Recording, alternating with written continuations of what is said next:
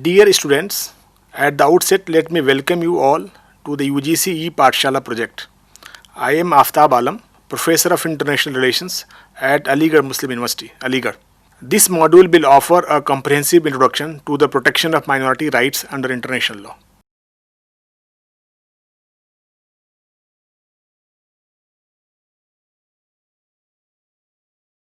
It will explore and critically assess international legal norms for the protection of minorities.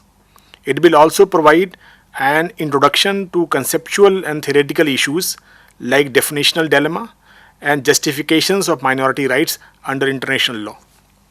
It will primarily focus on the content of minority rights recognized under international law. Students, there is hardly any country in the world that does not have minorities within their territories, characterized by their ethnic, religious, or linguistic identity, different from that of the majority population. Although there is no accurate statistics, the UN estimates suggest that 10 to 20% of the world population belong to minority groups. In most cases, minorities are among the most disadvantaged groups in society, and their members are often subjected to injustice and economic and social discrimination. Their exclusion from power is often combined with the denial of dignity, identities, and culture. They are also excluded from meaningful participation in public and political life. Even in this modern age, cases of genocide targeting minorities are also reported. Although protection of minorities has been one of the oldest concerns of international law, but the need of their protection has perhaps never been as urgent as it is in our time. Friends, the first issue that will be addressed in this module is to understand the very concept of minority in international law. A general understanding of the term minority must precede any discussion on the content of minority rights, as it is full of complexities and controversies. Surprisingly, until the present day, despite various attempts made in the past, there is no generally agreed definition of the term minority in international law. There are also no settled criteria for determining a minority. This situation has arisen due to a number of factors.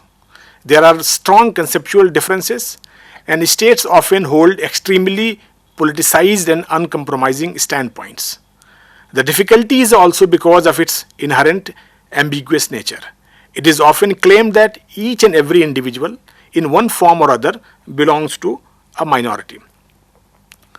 The failure to arrive at a consensus definition of the term minority certainly impinges on the substantive rights of minorities.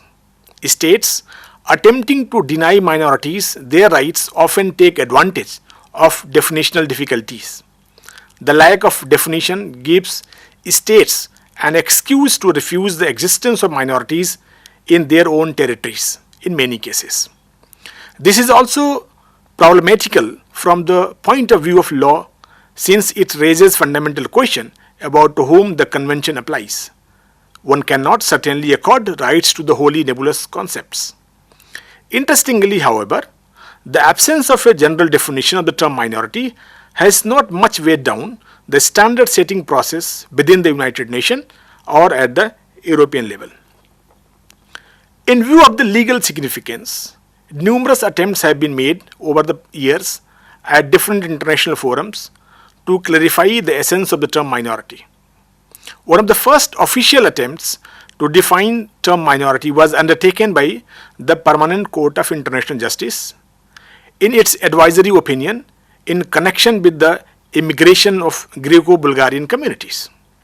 The definition by the PCIJ, that is Permanent Court of International Justice, refers minority in the context of a community as a group of persons living in a given country or locality having a race, religion, language, and traditions of their own, and united by the identity of such race, religion, language, and traditions in a sentiment of solidarity with a view to preserving their traditions, maintaining their own form of worship, securing the instruction and upbringing of their children in accordance with the spirit and traditions of the race and mutually assisting one another.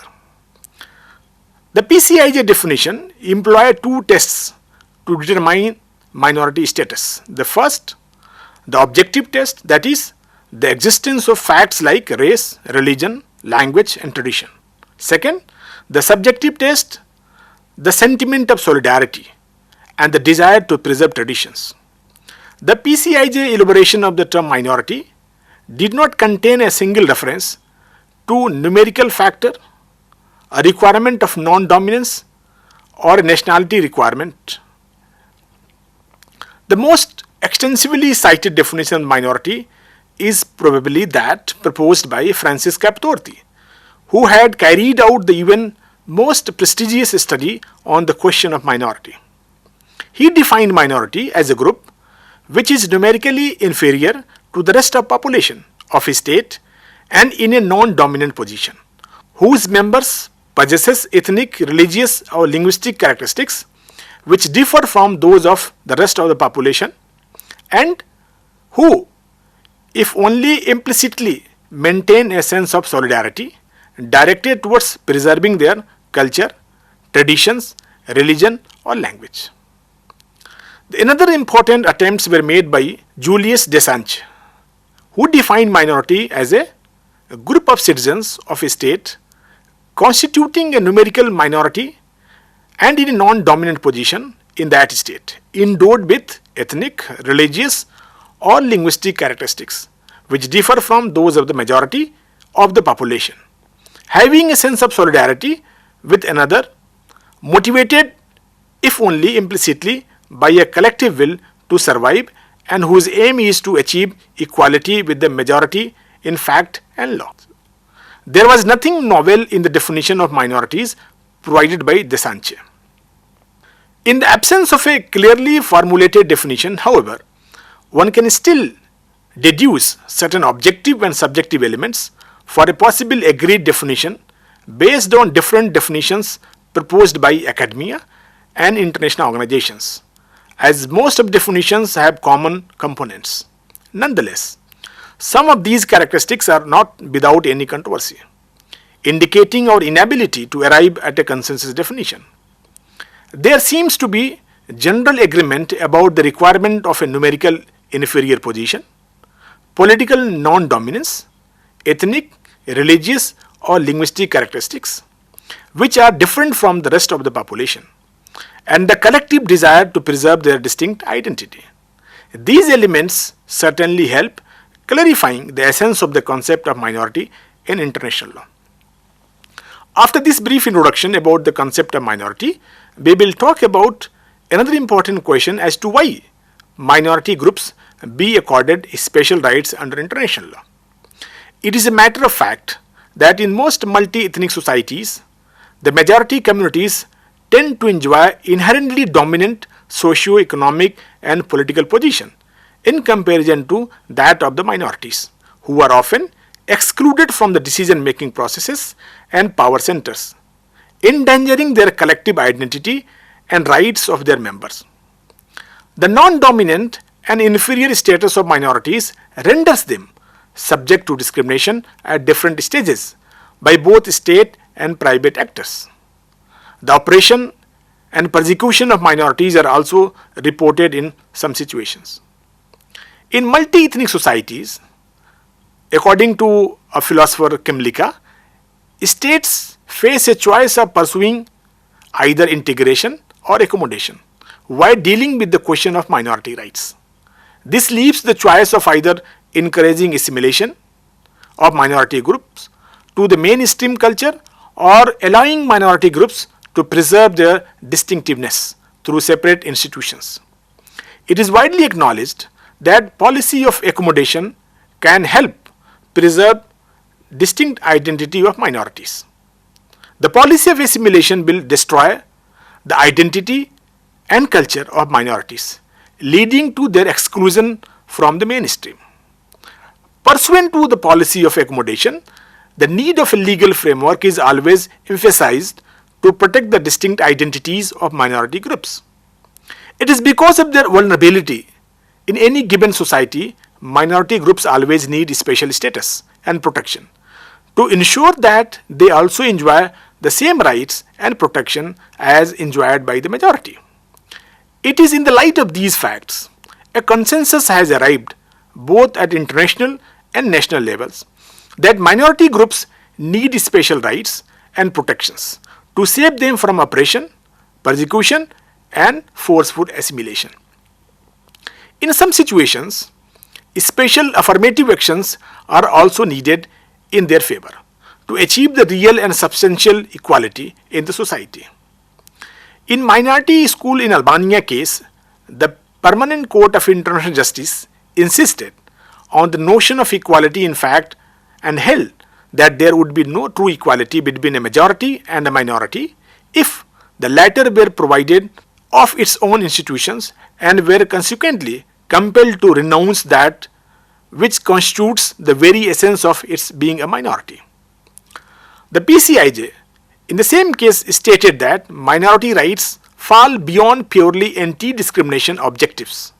Rather, they especially aim at preserving the characteristics which distinguish the minority from the majority, satisfying the ensuing special needs. Now I will briefly talk about the development of minority rights under international law. The protection of minorities under international law is relatively new, although its origin can be traced back in the 17th century reforms regarding protection of religious minorities. One of the early attempts at protecting minorities was the 1648 Treaty of Westphalia, wherein state parties agreed to respect the rights of certain, of course not all, religious minorities within their jurisdiction. The Congress of Vienna of 1815 also dealt with the rights of minorities to some extent. The 1876 Treaty of Berlin also recognized the traditional rights and liberties of religious minority community of Mount Athos in Greece. In addition, the first Bulgarian constitution of 1879 contained safeguards for its Greek and Turkish minorities. The minority protection system developed by the League of Nations through peace treaties adopted at the end of the First World War was the first remarkable, systematic and comprehensive attempt to offer legal protection to minorities at international level. The League of Nations system created legally binding obligations through a set of international treaties, formulating rules for minority protection enforced by the League Council and adjudicated by the Permanent Court of International Justice. The League system was certainly a bold and innovative experiment, but was far from being perfect. It had significant limitations and weaknesses. Its scope embraced only the states on which the peace treaties imposed obligations. Further, the system primarily directed at achieving peace, rather affording protection to minorities per se.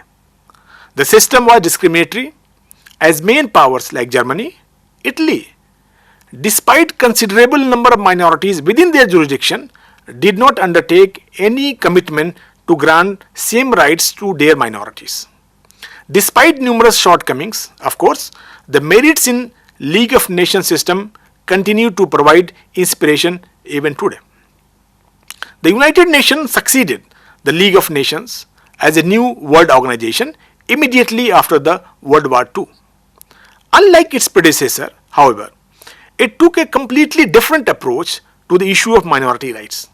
For a long time since its creation, the United Nations showed, if at all, little interest either to adopt the minority protection system of the League or to develop a new system of its own for the protection of minorities.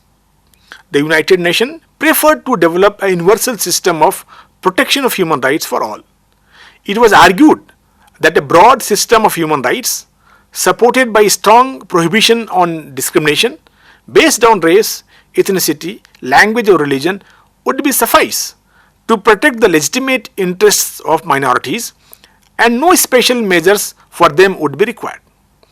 Hence, neither the UN Charter nor the Universal Declaration of Human Rights did make any reference to minority rights. Nonetheless, continuous efforts were made by some states to bring the issue of the protection of minorities on the main agenda of the United Nations. The 1948 UN Convention on the Prevention and Punishment of the Crime of Genocide seemed to be only exception of the post-World War II trend of subsuming minority rights within the broader framework of human rights. Genocide Convention was directed against the destruction of national, racial, ethnic and religious groups as such, and accordingly guaranteed the most basic group right, the right to physical existence. Though the Genocide Convention did not directly mention minorities, they clearly stood to benefit from it. The post-Cold War upsurge of ethnic conflicts in Europe and other parts of the globe sadly validated this claim. The UN, however, later realized that further measures were needed in order to better protect persons belonging to minorities from discrimination and to promote their identity. This slight change in the UN approach was witnessed when the United Nations Commission on Human Rights decided to establish a subcommission on prevention of discrimination and protection of minorities. Although initial efforts of the subcommission relating to minority protection were in fact rebuffed by the commission itself. Until mid-1970s, the subcommission could not address the issue of minorities in some depth. When it finally succeeded in getting a provision on minority protection inserted in the draft of International Covenant on Civil and Political Rights, which is popularly known as ICCPR, which finally became its Article 27. Later, in 1978, its special rapporteur Francesco Captorti completed the most seminal study on minorities, and the subcommission also recommended adoption of a declaration on the rights of minorities. The major UN breakthrough, however, was the insertion of the Article 27 in the ICCPR. This is regarded as the first norm that has universalized the concept of minority rights. Today, in international law, Article 27 of the ICCPR is the most widely acknowledged provision affording protection to minorities, which states, in those states in which ethnic, religious or linguistic minorities exist, persons belonging to such minorities shall not be denied the right in community with the other members of their group to enjoy their own culture, to profess and practice their own religion, or to use their own language. It was, however, not until 1980s and early 90s, with the end of the Cold War and with the number of highly visible and violent ethnic conflicts, and with the potential for more violence, that the United Nations and other international organizations started paying more serious attention to the fate of minorities. A strong move towards developing comprehensive minority rights regimes was clearly noticed. It was during this time that the United Nations Declaration on Minorities was adopted by the United Nations General Assembly in 1992. The declaration is the first instrument exclusively addressing minority rights at international level. The renewed interest of the international community in the field of minority rights resulted into adoption of a surprising number of international and regional, especially European, declarations, resolutions, reports and studies, and even treaties designed to further strengthen the legal protection of minorities. The European institutions like the Council of Europe and the Organization for Security and Cooperation in Europe have done remarkable work in the field of minority protection in the recent past. The Council of Europe's Framework Convention for the Protection of Minorities of 1994 is of particular significance in the evolution of the international protection of minority rights.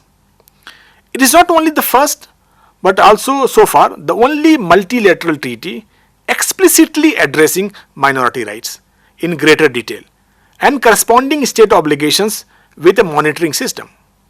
These European advancements strongly influence the development of minority rights even at the international level. Friends, I will now discuss core contents of minority rights recognized under international law, which include the right to physical existence, the right to enjoy one's own culture, the right to profess and practice religion, and the right to use one's own language. Let me start with the right to physical existence, as it is considered paramount to all other rights.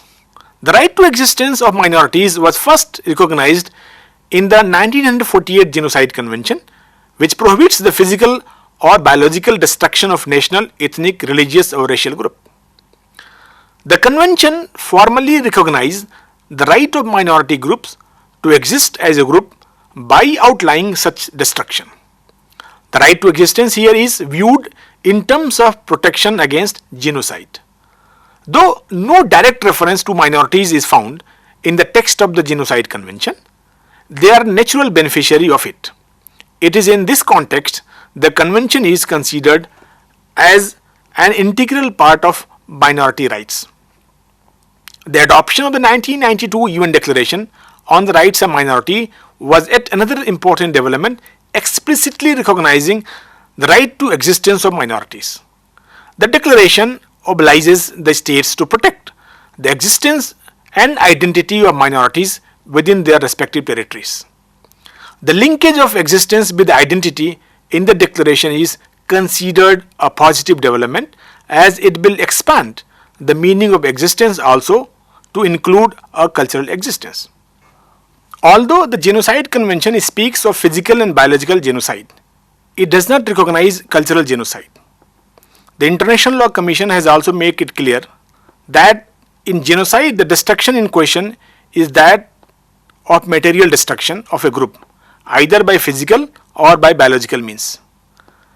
The International Criminal Tribunal for the former Yugoslavia also expressed its inability to include cultural genocide under genocide. The trial chamber, however, recognized that very often physical and biological attacks are accompanied by destruction of culture and religious property and symbols of the targeted groups. In an effort to obliterate all evidence of that group's identity, the court also recognized that acts of cultural destruction should be weighed as heavily as the physical and biological acts in determining genocide. Now I will talk about the rights of minorities to enjoy their own culture, the second important rights recognized under international law. The reference to cultural right is found in almost all international human rights instruments, in at least some of their aspects. For example, UDHR states that everyone has the right freely to participate in the cultural life of the community. The same has been also recognized in Article 15 of the International Covenant on Economic, Social and Cultural Rights. It provides that steps are to be taken by states to promote the preservation, the development and the diffusion of science and culture. More specifically, Article 27 of the International Covenant on Civil and Political Rights recognizes the rights of people belonging to minorities to enjoy their own culture. The UN Minority Declaration also proclaims more positive cultural rights by obliging states to create favorable conditions for the development of minority cultures. Based on the interpretations of the Committee on Economic, Social and Cultural Rights, the right to take part in cultural life generally entails three things. Firstly, it enshrines the right to engage in one's own cultural practices and to express oneself in the language of one's choice. It also includes the right to seek and develop cultural knowledge and expressions and to share them with others.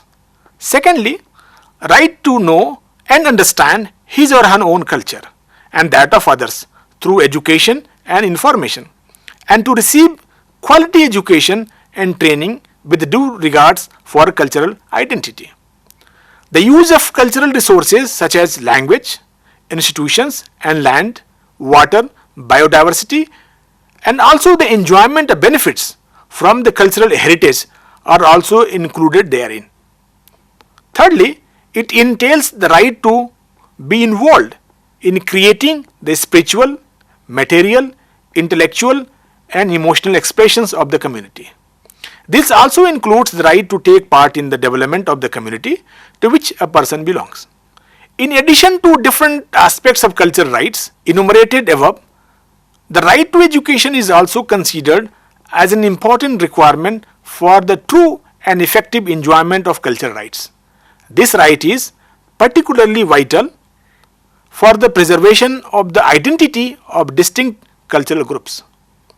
The Convention Against Discrimination in Education in Article 5 recognizes to the members of national minorities the right to carry on their own educational activities, which not only include the right to the maintenance of the schools but also use of or instruction in their mother tongue as well.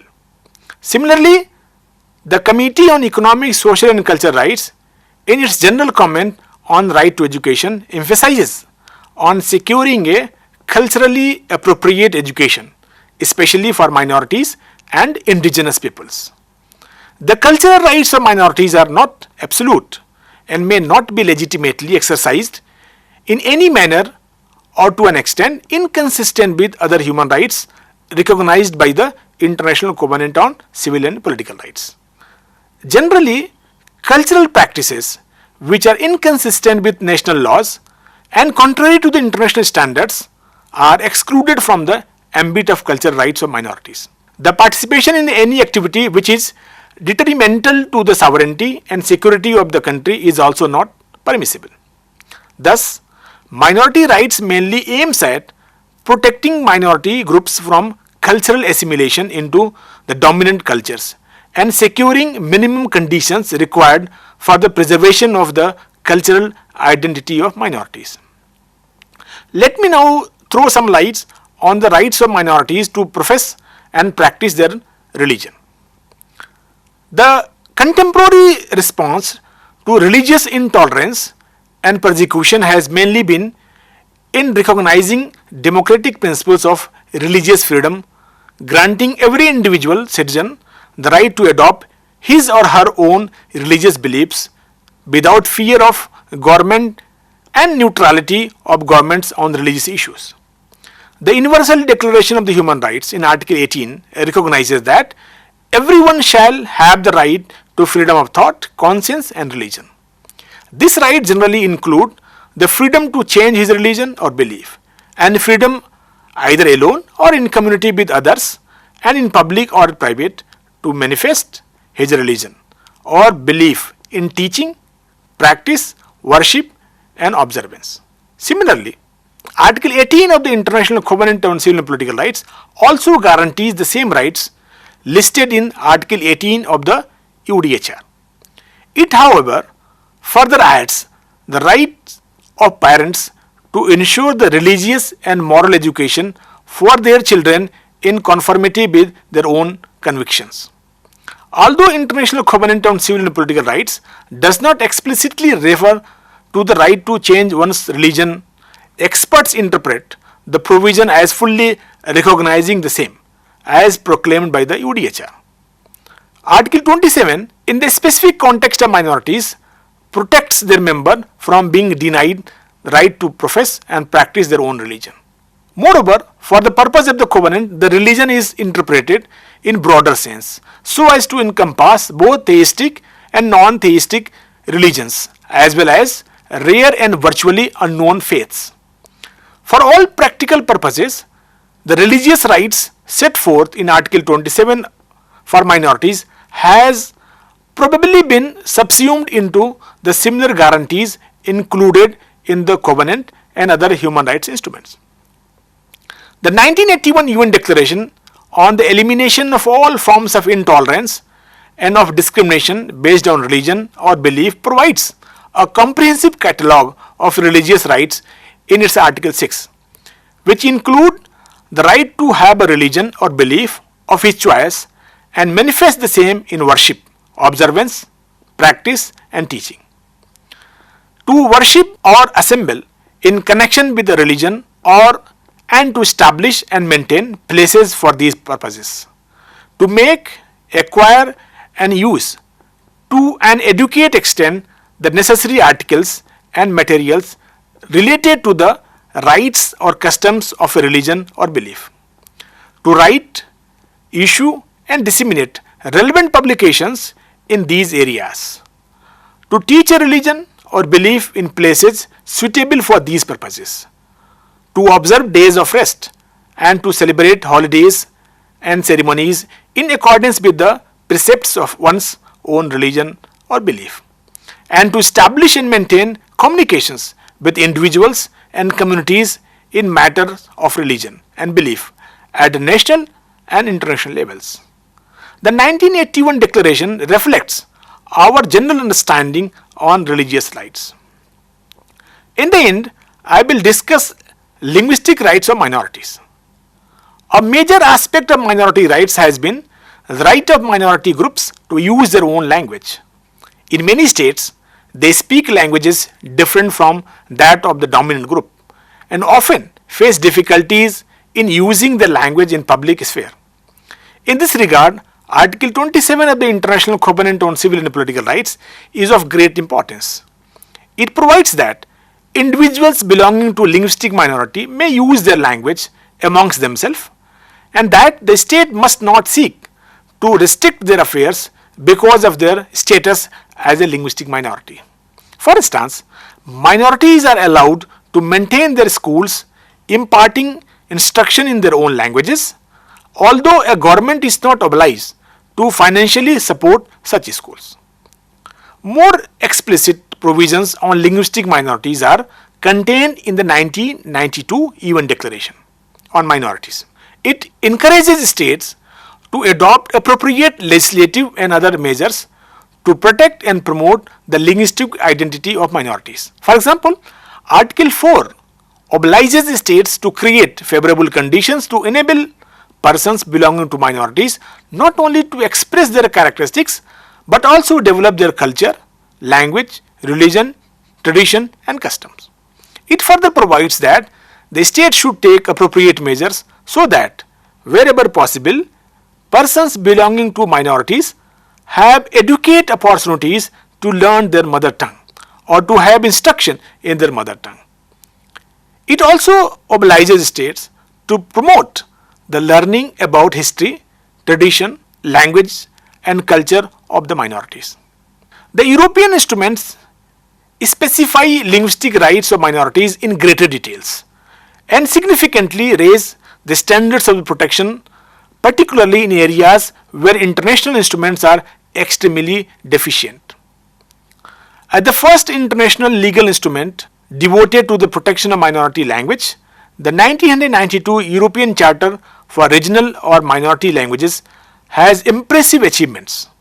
The Charter covers the provisions relating to use of minority languages in education and in media, in legal and administrative contexts, in economic and social life, for cultural activities and in trans-frontier exchanges. The 1995 European Framework Convention for the Protection of National Minorities also sets forth a number of significant principles relating to protection of linguistic minorities. It recognizes the right of individuals belonging to a linguistic minority to use their language amongst themselves, in private as well as in public. It also acknowledges the importance of the use of minority languages before public authorities. It also contains provisions regarding the right to use one's personal names in the minority language and the right to official recognition of them in accordance with their legal system. It further adds the right to display minority language signs, inscriptions and other information of a private nature visible to the public. It also obliges states to display traditional local names, street names and other topographical indications intended for the public also in the minority language, especially in areas traditionally inhabited by minorities. It also contains provisions regarding teaching of the minority language itself and other subjects in that language without prejudice to the learning or teaching in the official language, and the right to set up and manage their own independent educational and training institutions without any financial obligation on the part of the states. Let me now conclude the talk. The presence of one or more minority groups in almost all states is a reality of modern time. It is neither imperative nor possible for every state to be ethnically, religiously, and linguistically pure. It is also a stark fact that minorities have suffered discrimination, deprivation, and forced assimilation. It is in the light of these facts a consensus has arrived both at international and national levels that minority groups need special rights and protections.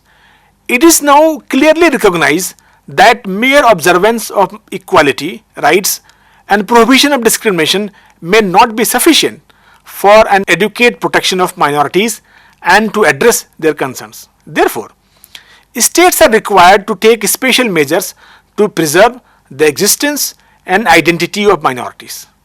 Minority rights are also necessary to achieve the goal of substantive equality as opposed to the formal or legal equality. Undoubtedly, there are the various international legal instruments explicitly recognizing minority rights. Nevertheless, their efficacy and adequacy are often doubted. The principles enumerated in various minority rights instruments are, for the most part, not only very general but also subject to multiple interpretations. Implementation mechanisms are also very weak.